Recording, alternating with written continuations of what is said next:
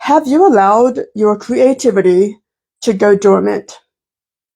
So many times I've talked to women and just people, and they ask me the question, so how long have you been doing art?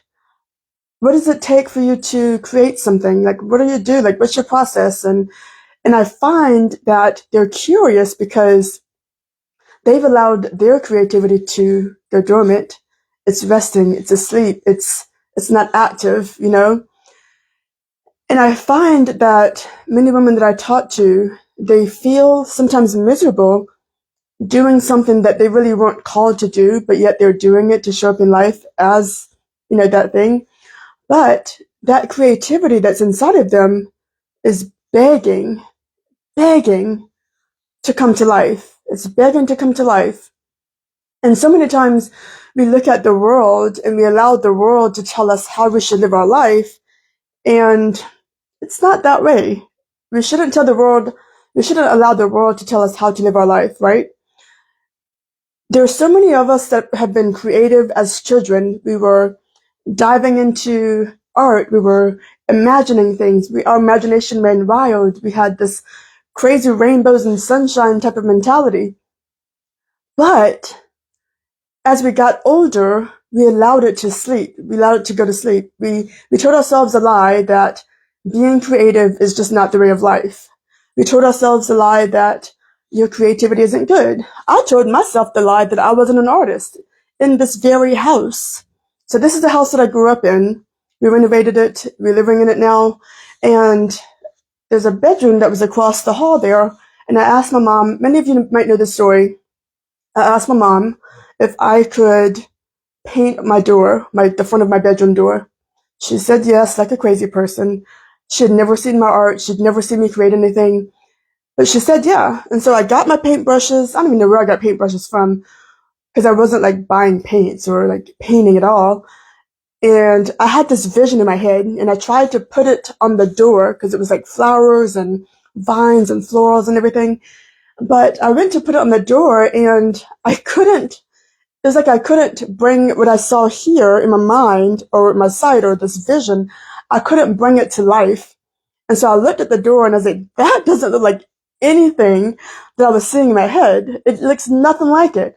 And so I told myself, well, you're just not meant to be an artist. And I left it there. I stopped. I mean, I was still creating other stuff, but I wasn't picking up a paintbrush to paint. I wasn't buying canvases. I wasn't getting paper to paint. I wasn't doing any of that because I told myself this lie and I believed it. And so many times we think that creativity is for children. Yes, there are adult artists. Yes, they are. I'm an artist myself, right? But many times if you listen to the world will define an artist as, oh, they have their head in the clouds. They're just daydreaming all day. They're always imagining stuff. They're always doing this. They're always that, blah, blah, blah. The world has a label for artists, right? And so many times we pick up that label and we put it up on ourselves and we're like, well, that's just the way it is. That's not true. That is not true. And the other thing too is there's more to creating and creativity than we ever thought possible, than we ever imagined. And this is along the lines of being a Christian. There's more to creating than we think. When I pick up my paintbrush, I am going to war. Did you ever think about it like that? When I pick up a paintbrush and I come to my canvas and I meet my canvas and I put my worship music on, I'm actually roaring. And I'll give you a great example. So the past few months, I haven't been painting. I wasn't painting. I wasn't really creating. Things were just kind of crazy. I was experiencing a lot of spiritual warfare and I just didn't pick up my paintbrush. The room didn't feel like anything that I could just come in and get things done. I cleaned it up. I kind of decluttered the best I could because I've got quite a bit of stuff in here. I decluttered the best I could, but my desk was a certain way. These little, I just did these. I call it my wall canvas. And so that wasn't there yet. And so I I had to make that happen. Anyways, I wasn't painting. I wasn't doing any of that. A few weeks ago, I decided, well, I'm gonna paint. I decided to take back my weeks, take back my days, and then I was gonna create a day, a designated day to actually paint, and that was gonna become my Mondays. And so I started painting. Actually, it was the week before Easter. I started painting again. And so I painted, and after that day, I had so much joy. It wasn't like the painting itself was giving me joy. It wasn't like me showing up to paint was making me happy. I just kind of did it. But what happened was, because I showed back up to my paintbrush, because I started painting again, I was actually roaring, like WARRING, like roaring in the spirit, roaring against darkness. I had so much joy the next day, like the whole weekend, so much energy. It was like that darkness and that stuff that was kind of trying to hold me down, that spiritual warfare that was up against me, was fading away. It got demolished. And it was because I picked up my paintbrush and started painting. I'm going to share a scripture with you guys. And not many people talk about this scripture. Many creatives don't talk about this scripture, you know? And so this one particular scripture, I heard it and I was like, whoa, that makes so much sense. And then it doesn't even make sense. It's just like, wow. So I'm going to read it to you. It's from Zechariah chapter 1, verse 18. And so Zechariah is having this vision, and this angel is in this vision showing him stuff. And so he says, I lifted my eyes and saw, and behold, 4 horns. And I said to the angel who talked with me, what are these? And he said to me, these are the horns that have scattered Judah, Israel, and Jerusalem. So basically, those horns were like the darkness. They were evil things that really just took Judah, Israel, and Jerusalem and scattered them, like went like crazy. Then the Lord showed me 4 craftsmen. What's a craftsman? A craftsman is a creative, somebody that builds stuff, somebody that creates things, somebody that like does things, paints, all kinds of stuff, right? And I said, what are these coming to do? And he said, these are the horns that scattered Judah so that no one raised his head. And these craftsmen is what he's talking about. These have come to terrify them, to cast down the horns of the nations who lifted their horns against the land of Judah to scatter it. What? What did these come in to do? What did the craftsmen come in to do? The craftsmen are coming to terrify the darkness. Whoa. Okay? And so I want you guys to get this. The creativity that the Lord placed inside of you must come back to life. You're experiencing some stuff, depression, anxiety, sickness, all these things.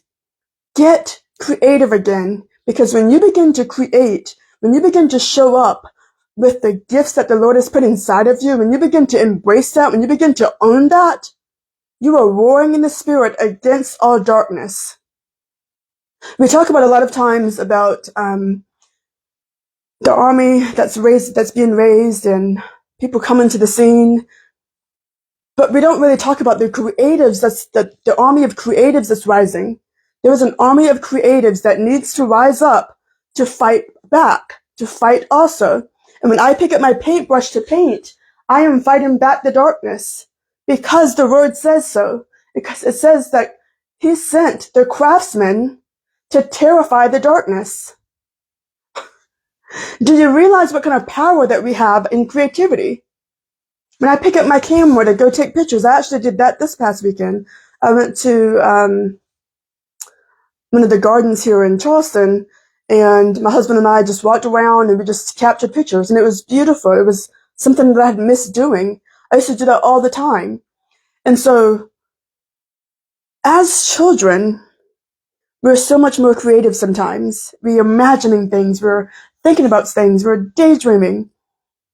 Don't allow life to get you down so much that you don't dream, that you don't daydream, that you don't imagine, that you don't use your imagination, that you don't use the things that the Lord has given you. Wake up the dream. Stir up the gift. Whatever it was that you used to do, pick it back up again.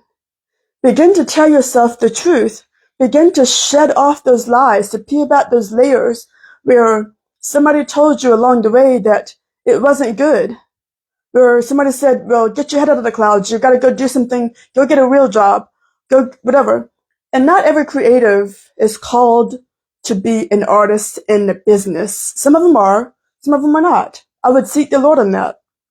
But if you have a hobby of getting your paintbrushes out or drawing or writing or taking pictures or whatever that might look like, get that out. Start that up again. Begin to create again. Begin to build again. Begin to do whatever again.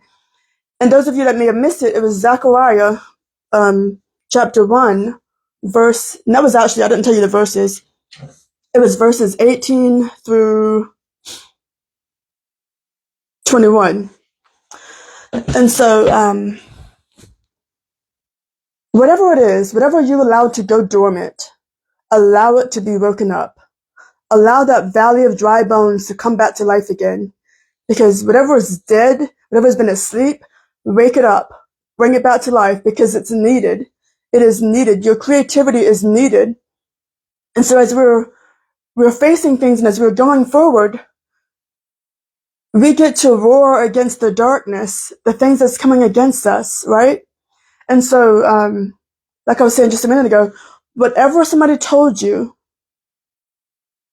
take that lie off of yourself and trash it, because that is not your truth.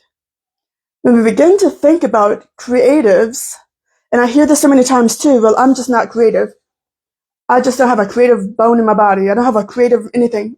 That's also a lie. Why? Why is it a lie?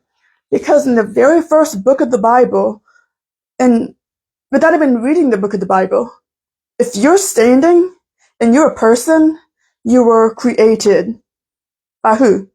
By God himself. What is he? A creative. So maybe stop telling ourselves the lie that we're not creative. You may not have a level of creativity that some people might have, but you do have a certain level of creativity that exists inside of you because God himself is creative. And so listen, I want to tell you guys and encourage you, don't allow the gift of creativity to go dormant. If it's been dormant, stir it up. Stir it up. Wake it up. Do something to start going for it and begin to create. I'm not saying to go for a business. I'm not saying to go open a shop. I'm saying to wake it up and begin again. Wake it up and begin again. Wake it up and you never know what might happen because you allowed it to go dormant, allowed it to go to sleep, allowed it to not exist. There's so many people that I talk to and I ask them, so what did you used to do when you were little? Oh, I painted. I used to get my paintbrushes and it was just so much fun. And I had this going, I had that going. And it was just like all this great stuff. What do you do now? Oh, girl, I'd trash those paints. I haven't touched those things in years. Well, I'm going to need you to get the paintbrushes, to get the paints, to get the tools, to get the wood, to build, to do whatever. Okay? Stop allowing society and people to tell you that your creativity does not matter, because it does. It absolutely does. May you walk out of this week, this month, and if this video is encouraging you, please share it. Hit the share button, share it with some friends, share it with some family, share it with a creative that you know is gifted and they're working at Walmart or they're working doing some other thing. They're a doctor. And I'm not saying that you can't be a creative and be a doctor. You can. But if you're a doctor and you're a creative, but you're just doctoring and you're not creating, something's got to change. Okay?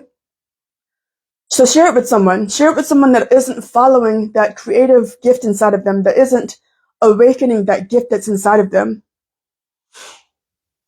And I say that too, and I say this also. If you have children, if you have nieces, if you have nephews, and you see them doodling, and you see them drawing, and you say something like, oh my gosh, I love that. I love the way that you're showing up for your art. I love that picture. And they say something like, oh, that's not that great. It's just not good. It's not like so-and-so. It's not whatever. Begin to encourage the crap out of them, please. Because they're stuck in their mind and they're comparing themselves early to somebody else. And then they will start to believe the lie that they're not good and they're not great. But say something along the lines of, listen, honey, your work is not supposed to be like so-and-so. Your work is not supposed to be like someone else's. Your work is not supposed to be like that person that created that TV show. Whatever is coming out of your hands is good. Begin to create. Continue creating. You promise me, don't you ever stop creating, okay? Encourage them. And if that's you, encourage yourself. Your creativity, the stuff that you build, the pictures that you take, the art that you create, whatever that creativity, that creative gift looks like, that comes out of you, the books that you might write, the words that you put on a page, they're not supposed to be like anyone else's. No one else's. You are unique. It's supposed to be like yours.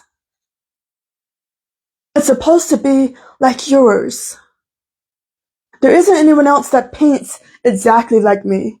There isn't anyone else that writes exactly like me.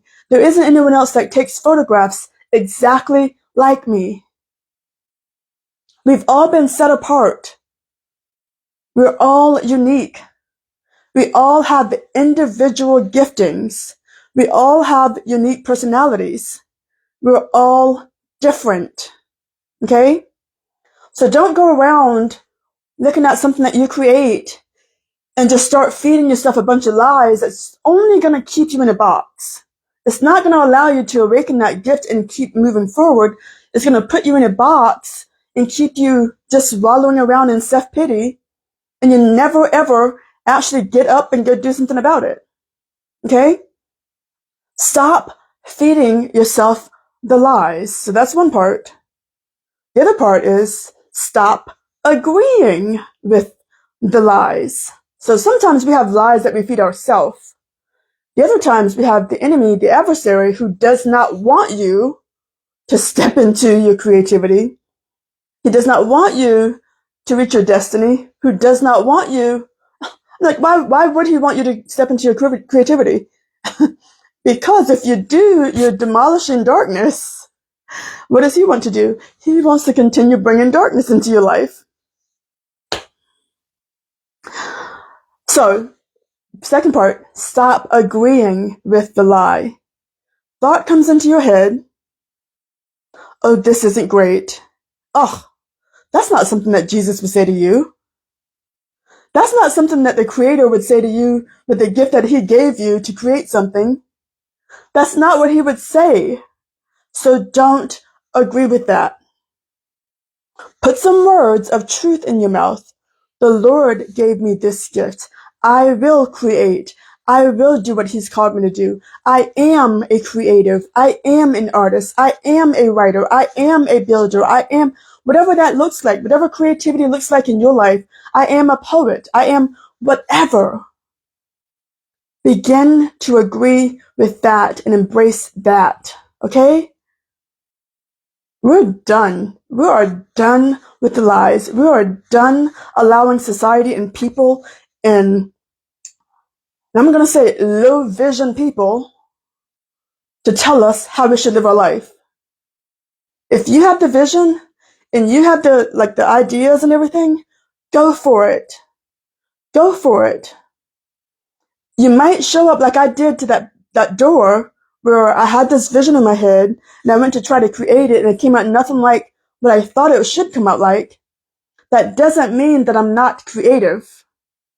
It means that I need to go back to the drawing board and learn some techniques. It means that I might have the wrong paintbrushes. It means that I might be using the wrong paints. It means that, well, you might want to practice a little bit more. When we first show up to something, you're not always going to be great. It takes consistency. It takes showing up. It takes practice. It takes believing in yourself. It takes taking the lies and trashing them. Okay? So I hope that encourages you guys today and you just begin to stir up your creativity. Go back to the thing that made you happy when you were a little kid. Go back to the thing that the Lord told you. Because sometimes He speaks to us and says, hey, do this. Hey, do this. And you have like this little gentle nudge and you're thinking to yourself, who, me? I can't do that. But listen and obey Him. He knows what He put inside of you. He knows what He's doing. His ways are higher. His ways are greater. Everything that I try to do my own and try to make for myself, I don't want any of that because it wasn't great. Okay? So be encouraged, friends. Be encouraged and stir up that gift of creativity. Awaken it. Don't allow it to go to sleep again because it is doing way more than you think it's doing. All right? You guys have a wonderful, wonderful day, and I'll talk to you next time. Well, before I go, Real Talk Tuesday, every Tuesday, and I'm trying to play around with the times a little bit. I had 10 o'clock. That's a little bit too early from getting back from dropping my daughter off. Today was kind of like 11:30. I think between 11 and 11:30. I'm going to try 11 next week. Today was 11:30. I'm going to try 11 next week and see how that works. And then we'll go from there. And then I should have a definite time every single week. Real Talk Tuesday. You guys be encouraged. Have a wonderful Tuesday. And I'll talk to you next time.